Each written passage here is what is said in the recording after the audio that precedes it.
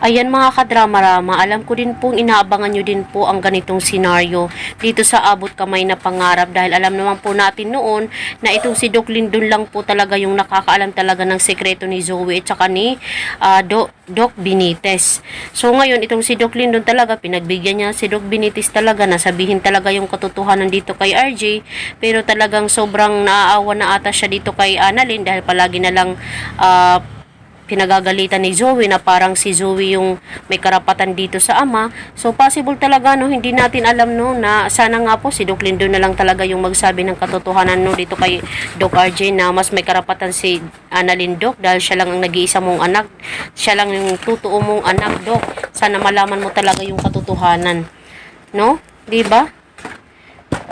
Kung si Doc Lindon ang magsasabi ng katotohanan, wagas talaga sila, wagay silang lahat. Diba? Kaya yan po talaga dapat ang abangan natin mga kadrama-rama dito sa Abot Kamay na Pangarap dahil sobrang nakaka-excite, nakaka-tense na po yung mga pangyayari po dito sa Abot Kamay na Pangarap habang papatapos po ang drama na ito. Sana nga po no, si Doc Lindon na lang talaga yung magsabi ng katotohanan dito kay RJ dahil itong si RJ talaga is sobra talagang mamamangha, sobra talagang magagalit dahil sa lahat ng mga kasalanan ni Moira sa kanya. Lalong-lalo na si Doc Benitez, pinagsabihan pa naman siya ni Doc RJ na parang kapatid na ang turing ko sa iyo. Kung may sekreto ka man dito kay Moira, sabihin mo sa akin, di ba?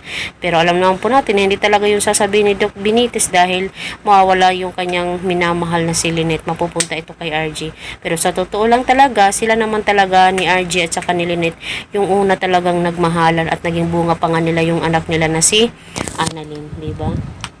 So yun lang po mga kadrama, maraming salamat po sa palagi niyong panonood ng aking mga video. Abangan na lang po natin yung mga pangyayari po dito sa Abot Kamay na Pangarap, no? Sana nga po matapos na ito, hindi na tayo paikot-ikutin pa ni Director Charot. So yun lang po, maraming salamat po mga kadrama. Abangan niyo na lang po yung next na i-upload ko na video. Huwag niyo pong kalimutan po na i-like po, i-share at saka i-subscribe po yung aking channel para sa susunod po na video is ma-update ko po kayo. Thank you so much. God bless you. And bye-bye. Thank you.